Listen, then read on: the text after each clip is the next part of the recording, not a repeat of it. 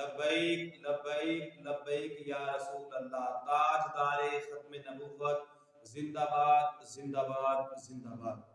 دوستو، نہایت افسوس کی بات ہے، پہلے ایک شعر سن لیں کہ اب وہ زمانہ چلا گیا، جاگ اٹھے ہیں اہل سنت، گونج اٹھا یہ نعرہ ہے، دور ہٹو اے دشمن ملت، پاکستان ہمارا ہے۔ اصل میں یہ جو پچھلے جو سال گزرے ہیں، ان سالوں کے اندر روٹین یہ چلی رہی کہ جناب ہمارے کچھ پیران عظام اور کچھ علماء نے صرف یہ سمجھ لیا کہ ہم صرف محراب و منبر اور آستانوں کے وارث ہیں، مگر پیران عظام میرے سر کا تاج ہے، علماء میرے سر کا تاج ہے، مگر یہ سمجھ لیجئے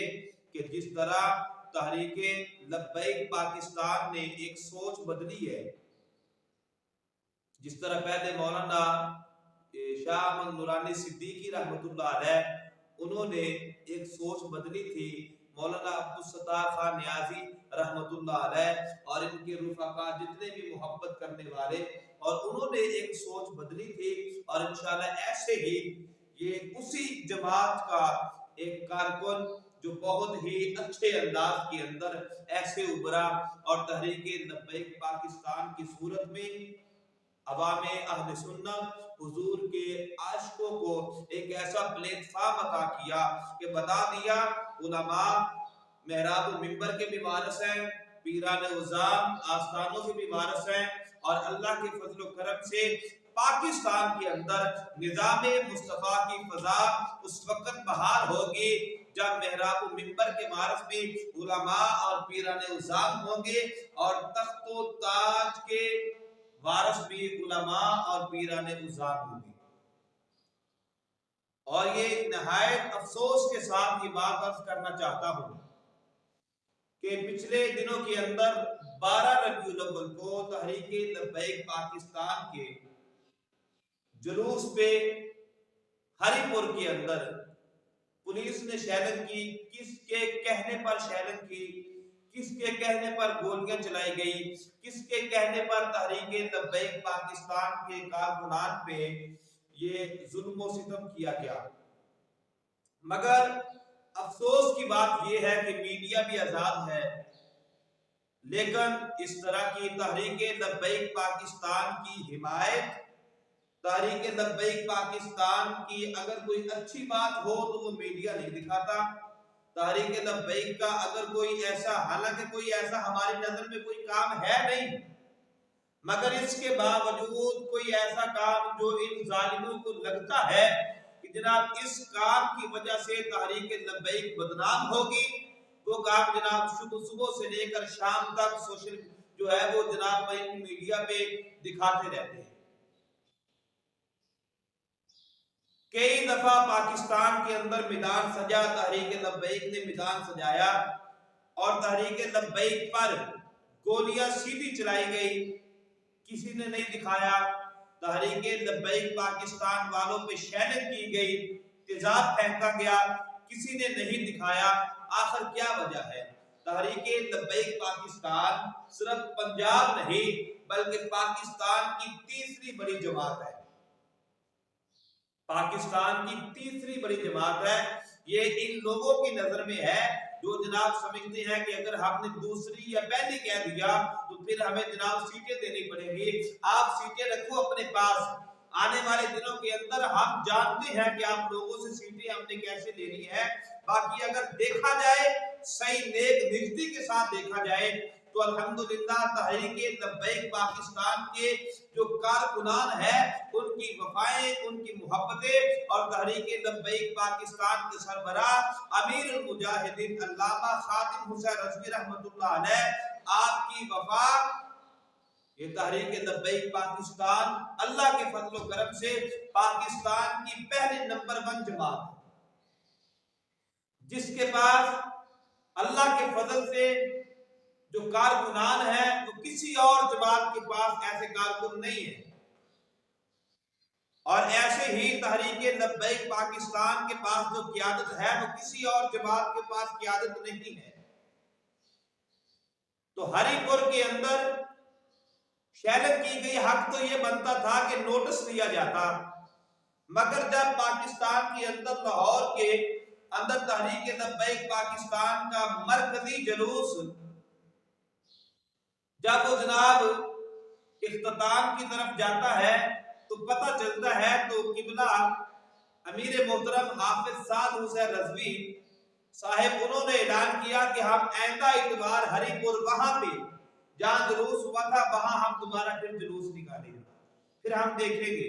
چلے حق بنتا تھا کہ ان ظالموں کو چاہیے تھا کہ بھائی ہم معذرت کر لیتے ہیں کہ ایسا ہوا، آئندہ کے بعد ہم ایسا نہیں کریں گے، مگر پتہ نہیں یہ گولیاں، یہ شیل، یہ جناب ڈنڈے سوٹے، یہ جناب جیلیں انہوں نے حضور کی عاشقوں کے لیے رکھی ہوئی ہیں۔ ڈوب مرنے کا مقام ہے تمہارے لیے۔ اگر جناب پاکستان کو نقصان پہنچانے کے لیے انڈیا کا پائلٹ آتا ہے اور جناب تم انہیں ناشتے پیش کرتے ہو ظالموں، اور اگر پاکستان کے اندر تاجدار ختم نبوت کا نعرہ لگانے والا حضور کا عاشق نبی کریم کی ولادت باسعادت کی خوشی کے اندر 12 ربیع الاول کو جلوس نکالتا ہے، تم اسی حضور کی عاشق پہ شیل برساتے ہو، گولیاں مارتے ہو، تیزاب پھینکتے ہو، ڈوب مرنے کا مقام ہے تمہارے لیے۔ اور پھر کل کا واقعہ بھی آپ کے سامنے ہے، کنٹینر لگا کر رستوں کو بند کیا گیا۔ اور بھئی پاکستان تمہارے باپ کی جگیر نہیں ہے، پاکستان حضور کے دیوانوں کا ہے، اور پاکستان کے اندر باقی لوگوں کے ذکر کرنے کے لیے، ان لوگوں کے جلسوں کے لیے تو رکاوٹیں ہو سکتی ہیں، حضور کے جشن کے لیے، حضور کے ذکر کے لیے، حضور کی محبت کے لیے کسی وقت، کسی لمحہ، کسی روڈ پہ کبھی کوئی رکاوٹ ثابت ہی نہیں ہو سکتی۔ اس طرح کی باتیں تم لوگ کرتے ہو، اس لیے ڈرو، خدا سے ہوش کرو، تم مکر و ریا سے کام نہ لو، تم اپنے آپ کو بڑا عاشق رسول سمجھتے ہو، ڈرو، خدا سے ہوش کرو، تم مکر و ریا سے کام نہ لو، یا اسلام پہ چلنا سیکھو یا اسلام کا نام نہ لو۔ اگر اسلام کا نام لیتے ہو تو ظالموں پھر اسلام بندے دے پترا والے کام بھی تو کرو نا۔ وہ یہ اسلام کلمہ پڑھ کر کس منہ سے جناب تم کہتے ہو کہ ہم بھی کلمہ پڑھتے ہیں، اور حضور کی عاشقوں پہ 12 ربیع الاول کو شیلنگ کی تم لوگوں نے، اور پھر میڈیا کے کیمرے دھندلے ہو گئے۔ کوئی باتیں ہیں کرنے والی؟ پاکستان کسی کے باپ کی جگیر نہیں ہے، اور تحریک لبیک پاکستان کو مجبور مت کرو۔ بڑا صبر کر لیا ہم نے، بڑا صبر کر لیا، کہ یہ نہ ہو کہ آنے والے دنوں کے اندر ہمارے ہاتھ ہو اور آپ کے گریبان ہو۔ ڈرو اس وقت سے۔ لہذا ہم پاکستان کے اندر امن چاہتے ہیں، پاکستان کے اندر سلامتی چاہتے ہیں، ہم خاموش تھے کہیں برباد نہ ہو جائے گلشن کا سکو۔ دشمن یہ سمجھ بیٹھے کہ ہم میں قوت للکار نہیں ہے، ہم سب کچھ جانتے ہیں، مگر ہم صرف نبی کریم صلی اللہ علیہ وسلم کے بتائے ہوئے طریقے کے مطابق ہم امن چاہتے ہیں، پاکستان کے اندر سلامتی چاہتے ہیں۔ پاکستان اس حالت کے اندر نہیں ہے کہ دوبارہ پھر دھرنے دیے جائیں، سڑکیں بند کی جائیں۔ ہمیں پتہ ہے غریب عوام پریشان ہے، مگر یاد رکھنا حضور کی عزت پر کسی قسم کا کوئی کمپرومائز نہ کل تک ہم نے کیا تھا اور نہ آنے والے دنوں کے اندر ہم سے یہ توقع رکھنا۔ سارا زمانہ اجڑ جائے ہمیں پرواہ نہیں ہے، دربار مصطفیٰ کا تحفظ کرنا ہم جانتے ہیں، نبی کریم کے ختم نبوت کا دفاع کرنا ہم جانتے ہیں، نبی کریم صلی اللہ علیہ وسلم کے صحابہ مصطفیٰ کی اہل بیت اللہ کے ولیوں کا